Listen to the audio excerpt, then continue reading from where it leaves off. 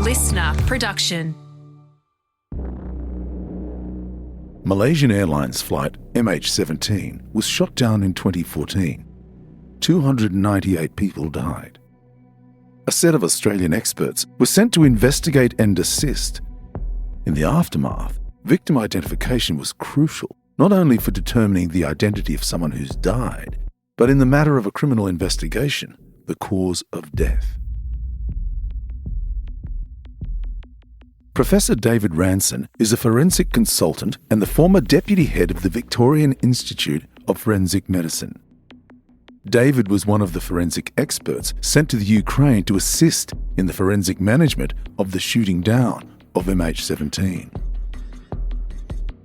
In this week's Rewind episode, our former host Kathryn Fox chats with David to understand the role he played and to go into the detail of what an investigation of that size and political significance involves.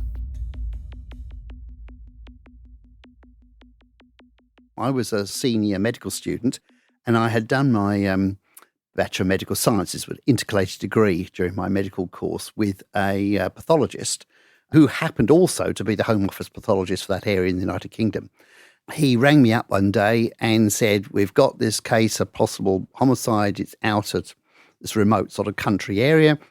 I'll meet you there," sort of thing. So I got in my car, which was, I think, a battered old Austin A35, and I arrived at this house, and there were a few police cars outside and an ambulance and so on. And I said I was the medical student with Dr. So-and-so, and they said, "Oh, yes, come in." And so I wandered in. They sent me into the room with the body, and there's nobody else there at the stage. They're all waiting for him to arrive. And I'm standing there literally on my own in the room with a dead woman lying on the hearth rug with obviously signs of injury and things like that, and sort of saying, well, they're sort of expecting me to do something, but I'm not going to do anything because I'm waiting for my boss. So, but it was a very interesting first experience like that, because when he arrived, I was able to watch exactly how he pursued the investigation, but also how he interacted with the police and the ambulance officers and so, because that's absolutely critical. They're the people who can give you that background information, which you will never get unless you talk to them the right way and support their investigation process. It was just fascinating. And then I'd sort of have my clipboard and he would dictate to me and I'd write the notes down and then that would translate into the mortuary. And again, I would take notes for him. He might say, "Oh, could you dissect out this for me?" And I would dissect out, the aorta where there was a stab wound or something like that. And there was, it was a really interesting lead in to engaging in pathology practice once I'd done my clinical internships and residencies and things like that. So you knew your path pretty early in your medical career? In a way, yes, I did. Yes, it was. And I always think that forensic pathology is a bit like the general practice of hospital medicine. I mean, that's really, that's what anatomical pathology is. You see specimens, biopsies from just about every medical specialty, whether it's dermatology or, cardiac surgery or neurosurgery or whatever. So you cover the full sort of gambit. Yes, you're not involved in treating people, but you are involved in the diseases and pathologies that affect people in almost every discipline of medicine. One of the things that I really found interesting was that you were involved in disaster victim identification. Yes, absolutely. It's a really important area, if you like, because it's the area that provides a huge amount of closure for families who've lost loved ones in a major incident. The inability to find someone who's gone missing and is suspected to be dead in the incident is something that is really challenging for families. It's a horrific limbo to be in. Absolutely, because there's always the nagging doubt at the back of your mind, was the person on the plane or on the boat or whatever? Did they just miss it? How do I know?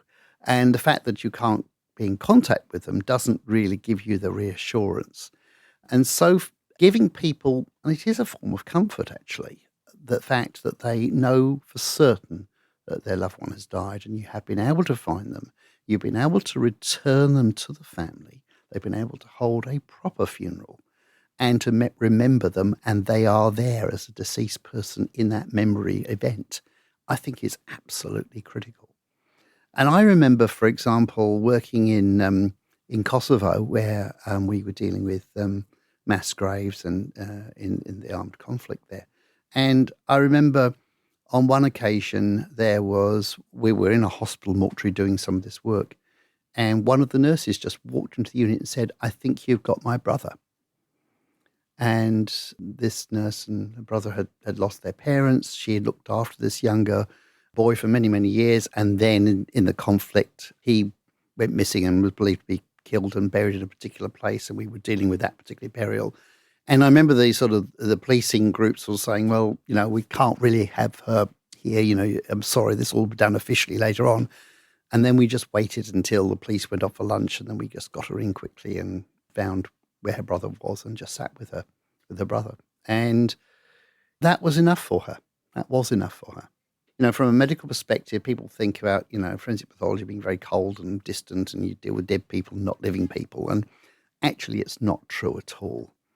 The people you deal with are the living.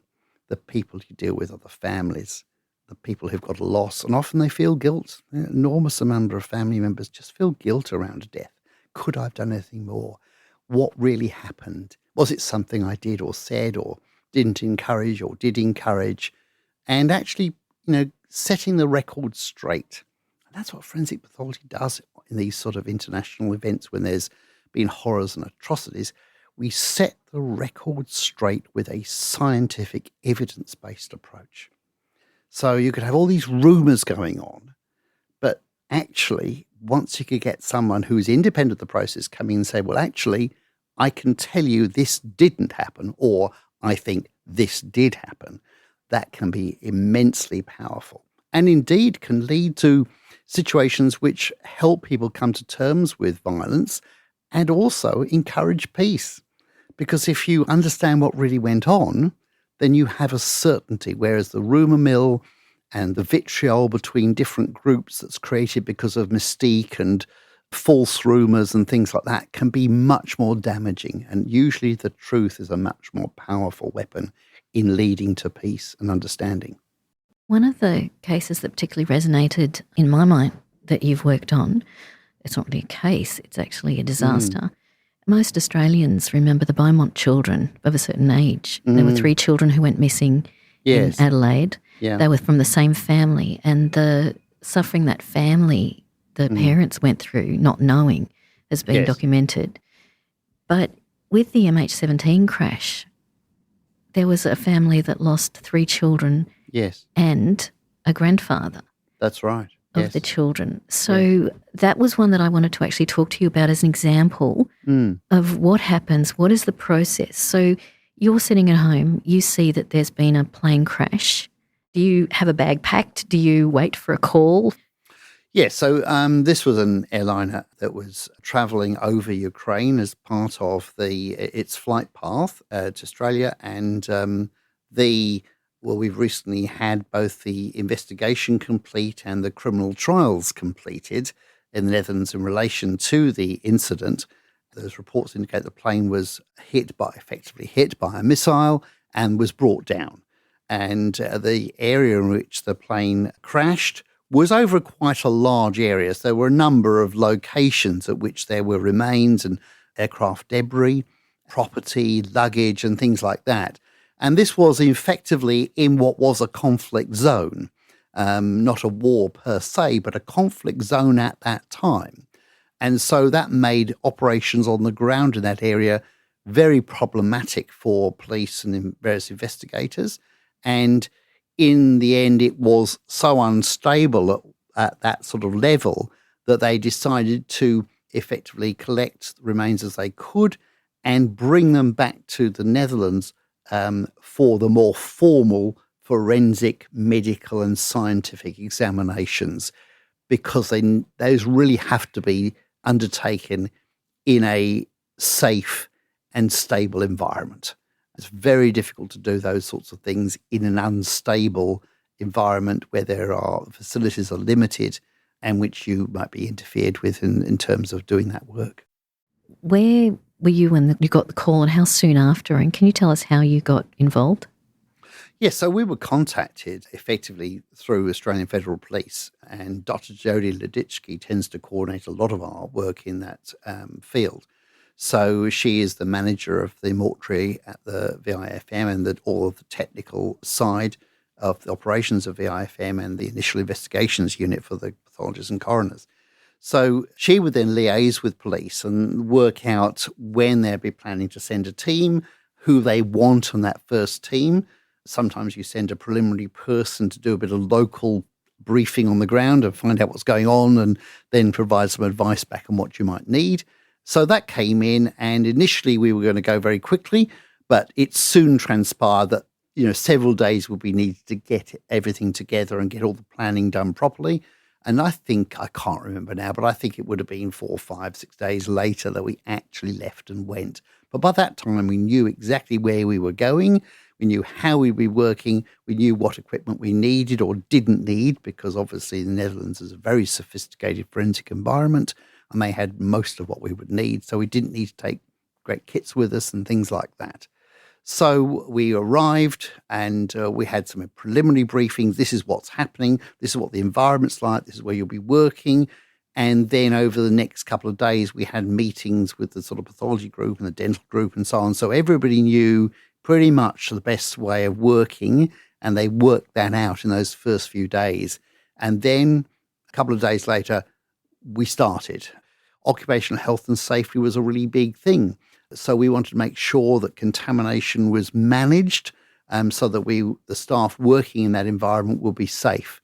And those sort of things were put in place. A proper work plan was put in place.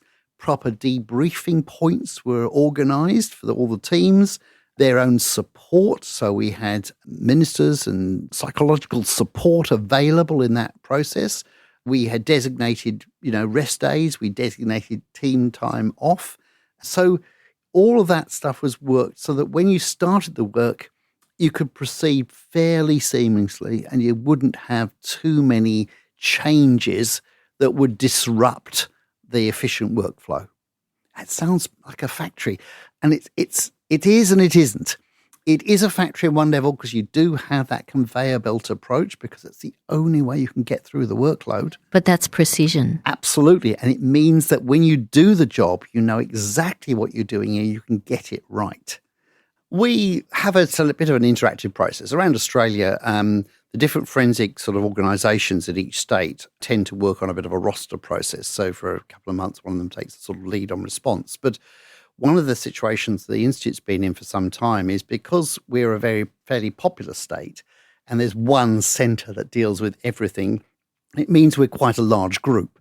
So we're a group of 14, 15 pathologists or whatever, and there's 14 coroners in the building.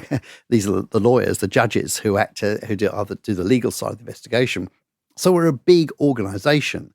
We're a busy organisation, but if somebody said to us, can you please put a pathologist, a mortuary technical scientist, a dentist, an anthropologist on a plane in 4 hours or 6 hours, we could. And we could do it in such a way that others would fill in their work and work a bit more and longer hours just to cover that work for that period of time. And we sort of hold ourselves out that we can do that. That means people having their vaccines up to date and having their passport and all those sorts of things all up to date. We have bags, we have kits, we have backpacks in the mortuary area where you can literally just go in there, pick it up, and everything you sort of need, well, you think you're going to need, is there ready to go. But the reality, of course, is you almost never have to deploy in that way because things just take longer to organise. And effectively, international events like that are organised through the Australian Federal Police. So there's a request to the Australian government. The Australian Federal Police take the lead in the response to that request. They'll find the forensic pathologists they need, the dentists, the anthropologists, and so on. And, we help coordinate a lot of that. But at the end of the day, they're putting together quite a big team. There'll be photographers, there'll be fingerprint experts, there'll be a whole logistics people, there'll be IT type people. There's quite a large team that effectively goes. And you roll up at wherever you're going, and there'll be a mortuary area that's being planned or to work in. There'll be the local colleagues from that country that you hopefully know, and quite often we do know because it's quite a small group internationally who do this sort of work, so we tend to know them, and that's a very good starting place. And then you don't just dive straight into the pathology work. The really important thing are those first couple of days where you plan the way you are going to work. Plan how the mortuary needs to be set up, plan the process of doing the work, because getting it right from the beginning is crucial, because what you don't want to do is say halfway through the investigation and halfway through the examination of what may be 50, 100, 200 people, oh, we really should have collected this information as well. So let's go back to the beginning and do them all again with this extra information. That doesn't help anyone. So that process of thinking first, what do we really need to do, is critical in that process. And that is individual to that particular disaster? Absolutely, because if you were trying to collect the information on the Interpol standard forms for post-mortem and ante-mortem records collection, and you did that on every single disaster in exactly the same way, you'd collect a lot of irrelevant information or unhelpful information, which would take time and prolong the phase where the family don't know what happened. So we've got to select exactly the right amount of material to collect the right sort of data. And the other thing, of course, is you've got to think about what is the nature of the disaster you're dealing with. Is this a man-made disaster? Is this a natural disaster? Because if it's a man-made disaster and there's potential criminality, not only have you got to do the identification work, but you've got to collect the data in such a way that it would support the legal process of criminal charges happening sometime in the future. Because if you don't collect the evidence in a stable, reliable way, such that it meets the needs of a court, and that's the forensic bit, then effectively information you collect may be fine for identification, but may not be admissible in a court in a criminal proceeding. So you've got to keep these two things in mind all the time. It's a bit like in clinical forensic medicine when you're dealing, say, with the sexual assault case, and you're balancing the needs of the justice system, the evidence, the samples, the characteristics of injuries, together with the needs of the victim as a hurt, injured individual who may need medical care, physical medical care, psychological support and care. And the forensic practitioners caught in this in-between hinterland between clinical service delivery and forensic reliability in terms of interpretation, opinion, and specimen collection. And that's the dichotomy, the true dichotomy that all forensic practitioners face in the work they do. So in a disaster, this is not the right probably way of phrasing it, but is there a certain degree of compromise in one sense? For example, with an air crash, do you want to know the specific cause of death of every single one of those? Look, that's going to be a question that you try to sort out in those preliminary meetings before you just dive straight in. But you're absolutely right. Of course there's an element of compromise. An individual homicide investigation could take you a day in terms of the autopsy procedures. It could take 2 or 3 days, more sometimes in very complicated cases. It could just take 2 hours. It depends totally on what the findings are. If you spent 2 hours or 2 days in a disaster victim identification, you'd be there for months and months and months just dealing with 100 people. So, of course, it's a compromise, but the whole point about it is you compromise within the necessary information you need to gather. What do I need to know about? How do I gather this in a way that's best able to be collected as material without too much damage to the body, because I want to return that body to the family? So there's all those considerations as well. And what is strictly necessary? The way the Interpol forms are designed is to, if you were working in a remote area with no technology, doing what's in the forms would help you gather the most.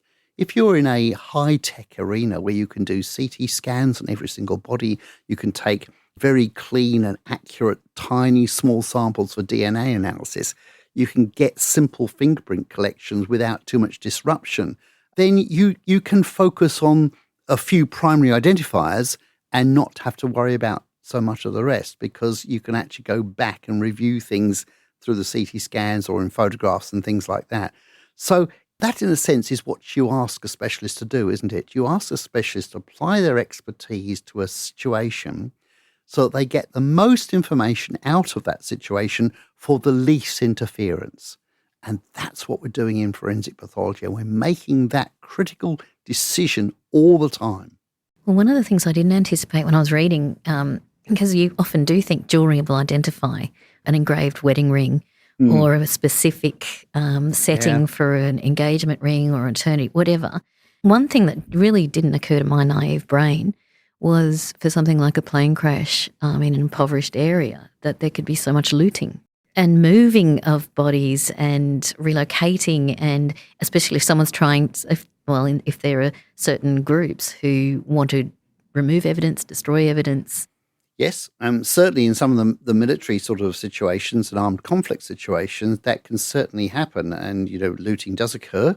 And there's a whole variety of offences, if you like, criminal type offences that go on in those settings, including, rape as a form of torture, for example, and things like that. These are really critical issues. And of course, concealing that then becomes quite important. So people will, kill people, put them into mass graves and things like that, try to remove identifying features and so on and so forth. And normally, yes, this does involve taking property and things like that, which may have other criminal intents.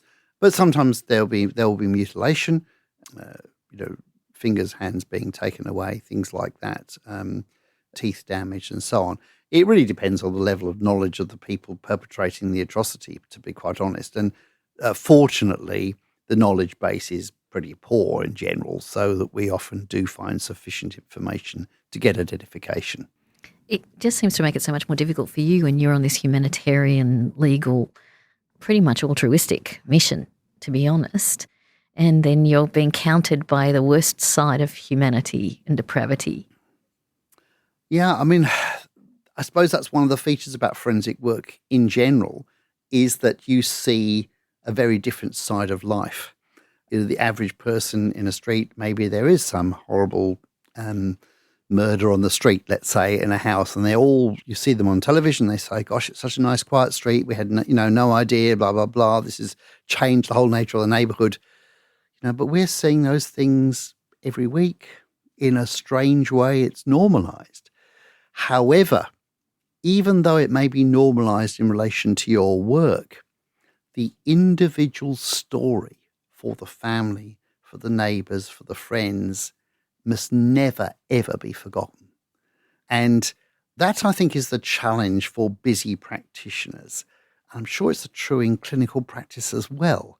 If you are doing cold surgery, just pick out of the blue, hip replacements or whatever it is, it's very easy to get in, well, I've got a waiting list of X and I've got to get through these number of people and so on. But every patient's actually different. And it's a real challenge in a busy work practice to give that individuality to patients. And most doctors do, and they're good at it. Some don't, and they're not as good at it.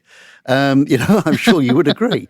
And, so you have this sort of dichotomy. And for forensic pathologists, because we've got a deceased person in front of us, and the family may not be that connected at that time, we've got to remember what those families' needs and expectations might be, because we're going to confront those in 1 week, 10 weeks, 5-6 months' time. And we've got to have that level of engagement about that person. So you don't just describe the injuries and tattoos and things like that. You also talk about the person, an adult person with the right coloured hair and things like that, so that they see you making what I call the social connection with that person. And yet during your work, you don't want to have too strong a social connection. It's interesting, isn't it? Because one of the things I get asked a lot is, how do you deal with doing a death investigation autopsy on a child or a baby? It must be so hard. And the answer is generally no, it's not hard, except in certain situations. And the certain situation for me, and it may be just personal to me, is if that child or infant is the same age as my child or infant, then it comes home. If it's a different age, different sort of structure, whatever, then it's a piece of work that I'm going to do. I'm going to do it in a way that's as absolutely respectful to that individual and to the family and so on, but I don't necessarily get so emotionally connected at that level. And I'm sure it's the same in clinical medicine as well. It's hard when you've got a child with, an illness and so on, which is exactly the same age as your child. But I think the difference in clinical medicine, from my point of view, was that you were engaged with this person and you had to have a relationship with this person to treat them and for them to come to you and interact with you. So clinically, you're dealing with the patient's own concerns, their feelings, their symptomatology, and sometimes there's something you can do in that space. Sometimes explaining to a patient what's really going on can also be very comforting. It sounds strange, but I remember working in the children's hospital and we'd have young kids, 8, 9, 10, 12, coming in with their various cancers, and we would bring them to the path lab and show them their tumours under the microscope. Interesting. And really, the interesting thing was they became engaged, not in a threatening way. It wasn't about pain. It wasn't about being treated and all the difficulties that come with treatment. This was seeing what's inside them. And they were fascinated and not really seriously confronted or really hurt by that. In fact, I think they were supported because they understood now what it was. It's not some monster. It's not some sort of ethereal thing that's torturing their body. That's right. Coming up, managing the crime scene and the balancing act between trying to solve the question of what happened and identifying victims so their families can say goodbye to their loved ones. There are so many challenges that I was looking at in something like a disaster, whether it's man-made, so man-made, for example, or in a war zone or disputed territory. You've got so many different variables and challenges, remoteness, accessibility, the weather. Absolutely. And also contamination. So you get a situation, for example, MH17, where because of the transportation of the bodies, at some point in that chain of transportation, someone decided to spray the remains in formaldehyde. Now, that seemed, I suppose, to a layperson a reasonably good idea because it is a preservative of tissues. Unfortunately, it penetrates incredibly slowly. And so really spraying bodies with fixative like that to preserve them is completely a waste of time. You need to embalm them properly if you're going to do that to preserve the bodies. The problem was now is we had hundreds of contaminated bodies and body parts. So we finished up having to work in full face masks and a whole variety of stuff just to protect ourselves. And that adds another element to the challenge of working in that environment. So you're wearing a heavy full face mask with filters, and you're bending over and working a surgical type operation, then the weight on your head means you get neck pain. You get, so how long do you work? If you're wearing a full mask situation, then how do you get your glasses to work unless you've got the special inserts? I'm reasonably short-sighted. I'm not terribly short-sighted. So I was actually not too bad because as long as I stayed within about a couple of feet of the things I was looking at, I could see very, very clearly. But if I looked up, I couldn't see who was coming towards me or what the time was on the clock on the wall. And, I've been in that situation before in forensic scenes which have been contaminated. I remember I once worked with a much older forensic scientist, and he was at the scene with me, and I'm short-sighted. He was long-sighted. And between the two of us, we managed to sort everything out. But once you get into that full protective gear, you are a bit isolated. You are separated from what's around you. Working, for example, in Thailand in the Pacific tsunami issue, initially there's no air conditioning. There were fans duct taped to the ceiling, blowing air just to get airflow in the area. And it is actually physically challenging. And one of the things you have to do as a doctor in that environment, and it might be a pathologist doing autopsies, but you're still a doctor in that environment, is you've got to keep your eye on everyone around you. Because if someone's getting dehydrated or they're starting to flake a bit and not quite on the ball for things, maybe that's time to down tools. Maybe let's say, right, we're going to take a break. We're going to do that and make sure that your team stays safe, because there's no point in gathering poor quality information. You might as well have just taken that break, even if it extends the day by another hour or something. Better to do that than have to go back the next day and redo some of the work. For something like a plane crash, there's a very wide field of evidence. And depending on if the plane has crashed or exploded mid-air, all of those things. Sure. Yeah. Presumably, while people are collecting deceased remains, other people are trying to find out identifying information. So what sort of information are they seeking from families or suspected family members? Yeah, you've got this dichotomy, haven't you, between the forensic investigation, what's happened, and then the identification. And in some instances, like in MH17, there was quite a clear separation.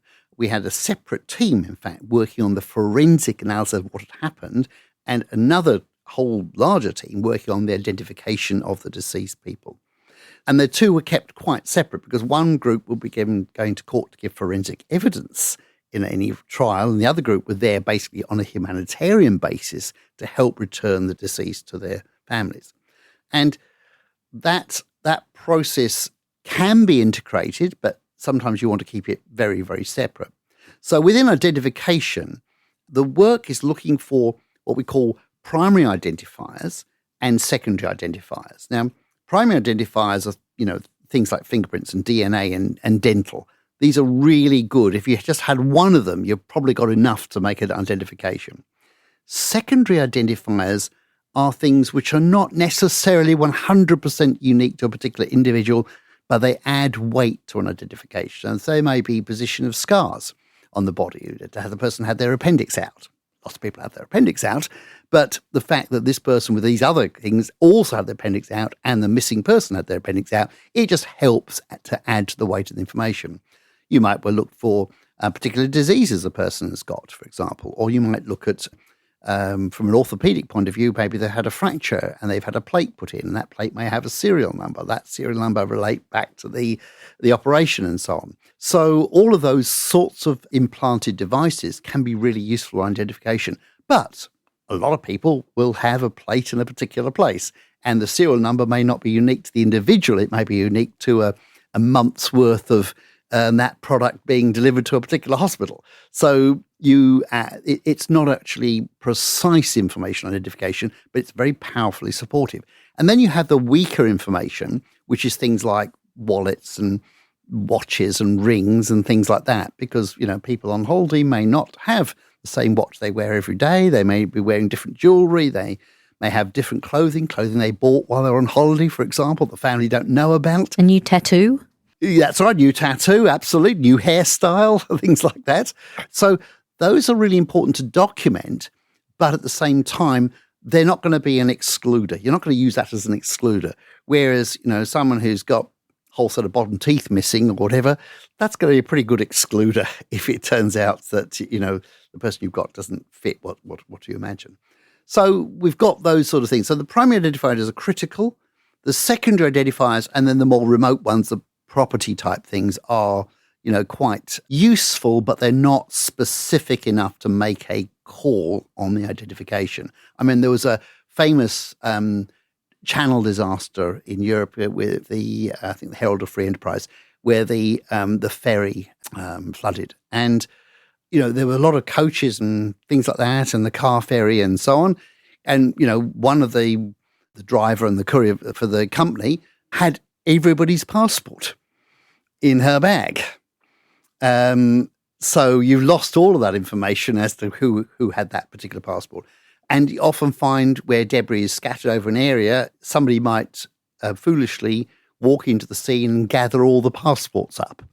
Whereas, in fact, what you don't do that sort of thing at the scene. You actually log and identify every single object of forensic significance in relation to a grid which you put over the whole of that scene. You identify every grid, every body part, every piece of information like luggage, property, and jewelry, documents and things like that, exactly where it is. Because even if it's not directly on the person in their clothing, it might well be relevant that it's lying near a group of people or something like that.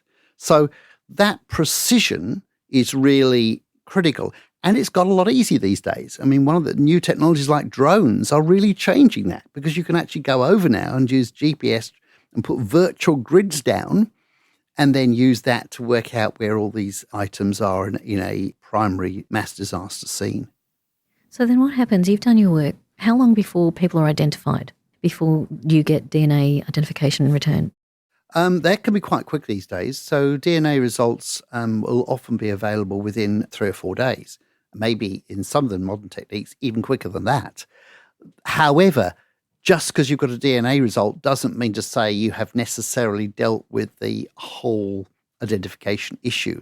There's still other work that's important to do, and there's still other important forensic information to gather. And sometimes, of course, it may be very important to exclude particular people, and you may need to hold on to individuals until such time as those exclusions have been made, in case a small body fragment turns out to belong to one of the people you think you've identified. So you also need the DNA from the families? Absolutely. So there's a variety of ways you can do that. You can either collect that information from families in that, genealogy type assessments of DNA, but you can actually go back sometimes and get the original DNA of the person who's missing. And there's ways of doing that. So, for example, there may be that they've got a pathology sample in a hospital where they had their appendix out, for example. That may be there. The glass slides might be there in the histology laboratory. You may be able to go to their house and collect their toothbrush or their hairbrush and so on. You may be able to deal with a child. You might take fingerprints, and there may be their toys have got those fingerprints on them. So there's a whole variety of ways in which you can gather original source data as well as DNA data from family members and things like that. So there's this incredible network going on of the potential victims, people who are thought to have been on the plane, the ferry, whatever. So you're actually going back to the source, their homes, their families as well. Yes. And some cases where you have, for example, in natural disaster and in plane crashes, quite often a whole family may be killed, and they may have no significant relatives you can get samples from. Or their homes destroyed as well. Yeah, that's right. So there's a whole variety of different things you may do. I mean, we do have sometimes the old, what we call the Guthrie cards. I don't remember the heel pricks and the tests for those inborn errors of metabolism and things like that for clinical chemistry. And a newborn. You do it in the newborn. That's right. You take the heel prick, yes. That's right. Some of those cards still exist in some of the old hospitals back in the store. So it may be possible to even get those sometimes. And that gives us a one-to-one blood match with the deceased. That's an incredible amount of work and effort to go to. Yeah, and sometimes, for example, if you think about the dental side of this, you can have, people may go to several dentists over there in recent times. They'll have molds made, they'll have teeth out, they'll have restoration, fillings, bridge work, crowns, and some of this work can be very useful in identification, and even what I call stylistic issues can crop in here. So, dentists can look at a crown or whatever and say, that's a very European crown, or that's the sort of crown they make in Australia or New Zealand. It's not the ones we commonly see in that way in the UK. So there's even individualization, which may not give you a named individual, but it gives you a little bit of a scope. Of course, with medical tourism these days, of course, people may not have necessarily have had the procedure done in the country they live. Could you please talk us through when you've got, like you're using a hanger, or presumably you've got everybody to safety in the sense of as safe as you can be in that environment. I think I was reading about snipers at the air crash site. Yes, that's right. I mean, there was I think the police were very significantly challenged in MH17 because they were working in effectively a war zone.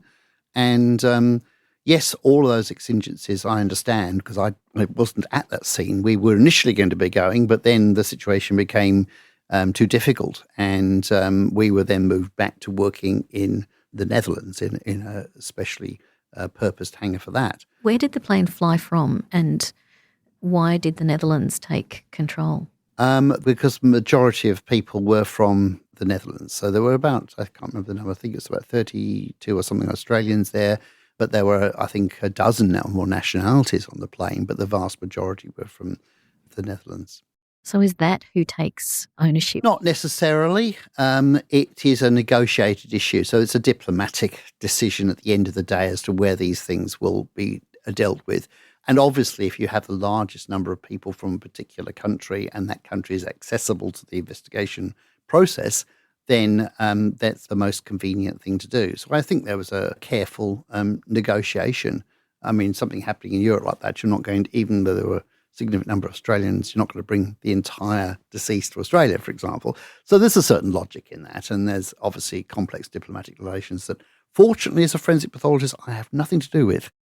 So how do you then go about? You have this team from around the world with all different levels of expertise.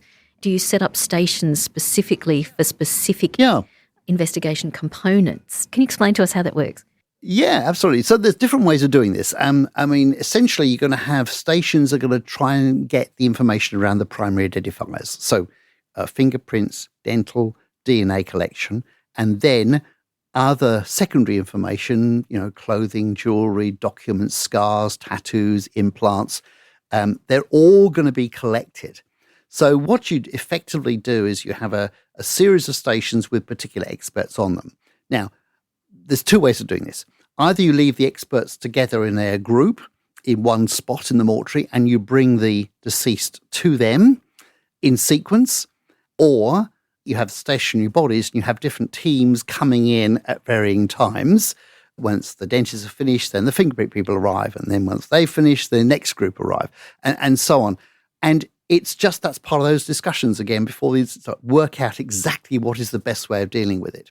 So I've worked in disasters where both methods are used, the stationary body and the teams visiting and doing their work and then leaving that station and going on to another station. And then I've worked in situations where you have the fixed experts in one place and you bring the bodies to them in sequence.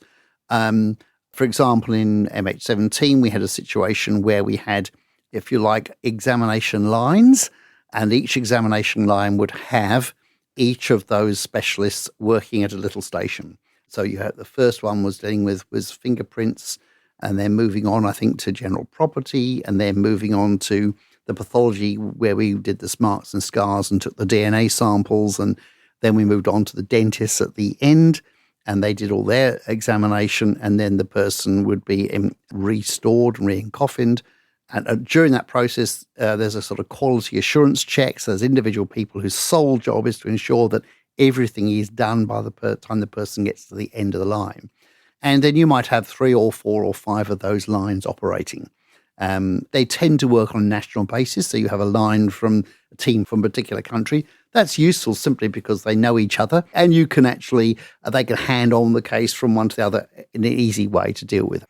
And one of the things that is really important these days is this documentation of everything. So some of that's documented now in IT systems rather than handwritten documents, assuming you've got the technology available to you in that particular mortuary. But also, when the deceased first arrives to be examined, there's a number of pre-checks that you need to do. Firstly, say someone's opening a body bag or a coffin or something where the body's been brought to the centre. First, you've got to make sure that you're not dealing with one set of remains, because quite commonly, if you have a fragmented set of remains, say from a bomb or explosive type incident, when people are collecting body parts, they don't necessarily know individualization of those at that time, so they'll put them together from, say, a grid. What we do these days is we pre-screen the body bag with a CT scanner, and if you see, 3 thigh bones, then you say, right, let's split everything up because we've certainly got more than one person here, and it's safer to split them up into lots of the separate components and give them each a number so that later on you can associate those numbers with one individual when you've got the DNA results or something like that, but you don't confuse the picture and miss somebody because you say, well, let's put it all together.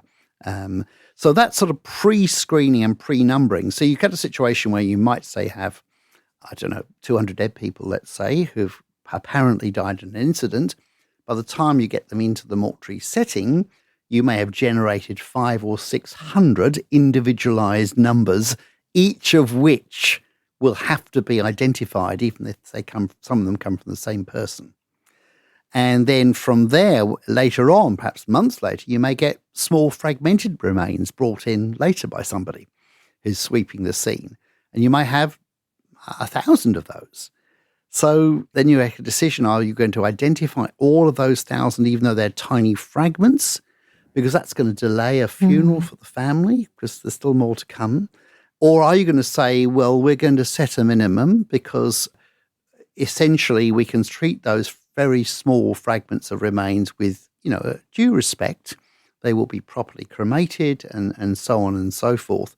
But really, is the identification of a tiny nondescript fragment of bone something that's going to be of significant importance to the family in terms of the fact that they've already had a burial, already had a cremation, now they need a second burial or reopening of the grave? And all of those social factors come into play. And at some point, you've just got to take a rational decision of what is sensible to do. Some families will be highly appreciative of that, and some of them will agree perfectly happily with that. Others may find that's a challenge, and they're not comfortable with that.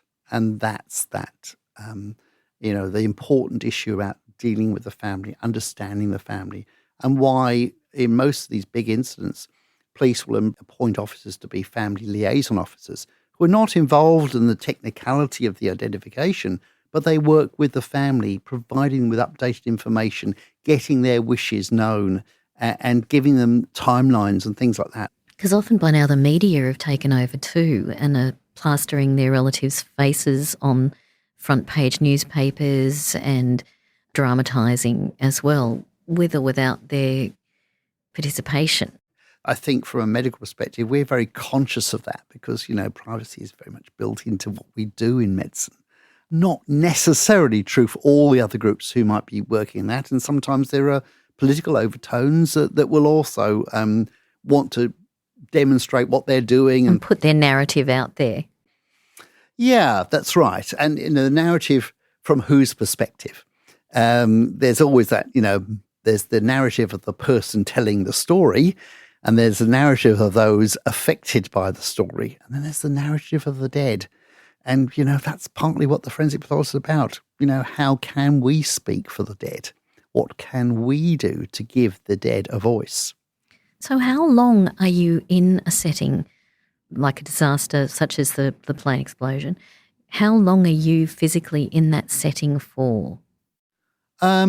We tend to try to work around 3 or 4 weeks. I think beyond that, the work will be, onerous, and you would start to need significant breaks. And what we tend to do is try to rotate people through. So if you've got a long-term project that's going to run over a year, then there'll be teams going in and they'd have an overlap period with the team that's already there for a few days or a week so they can get up to speed on what's going on. And then they'll take over the work for the next, 4 weeks or something of that order. And then the next team rolls in. So when you're dealing with sort of major armed conflict things where you're dealing with, perhaps thousands of people, then, that's how you're going to be working. In a more constrained environment, a boat issue or a plane crash or something like that, then it may be that you can fit the work into one of those teams, or it may require 2 teams. We're almost at the end of our time, so thank you very much, David, for joining us. This has been awesome and incredibly fascinating to understand. But is there one piece of evidence you can remember that made a critical difference in identifying somebody?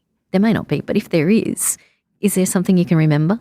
Well, it's interesting, isn't it? All parts of the human body are capable of being useful. Let me tell you of a story I had some years ago now where we had a body brought to us in a suitcase, and we put the suitcase through the CT scanner, and inside the suitcase was a deceased person.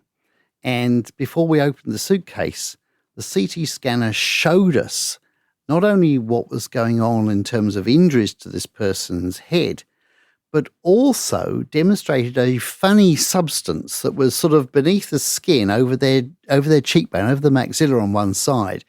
And one of the missing people that this person might have been, and from the police missing persons list, if you like, had been hit in the face, I think, sometime previously, and had a fractured maxilla with a depressed cheekbone, and the plastic surgeons had put a silicone implant in just to build up that cheek so that it actually looked relatively normal from the front. And once we saw that little piece of material under there, it's such an unusual procedure to have done, it pretty much told us it's going to be this person. And then you've got a target person to match all the other things against. Well, thank you so much, David, for joining us. It's been an absolute privilege, and it's so great to actually meet the person behind the name that I've read so much. Well, look, thank you very much. It's been really interesting to be able to tell you what really goes on in these sorts of areas. And, you know, as a pathologist who's sort of coming to the end of my career in a way, what I find I'm doing more and more now is telling the story as an educational activity, not just to doctors and nurses and people that I work with, but also now to tell the community this is what it's really about and why we have to do what we do.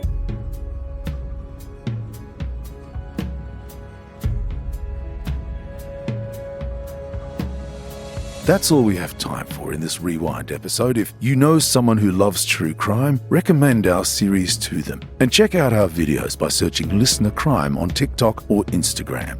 I'm Dan Mullins. Thanks for listening.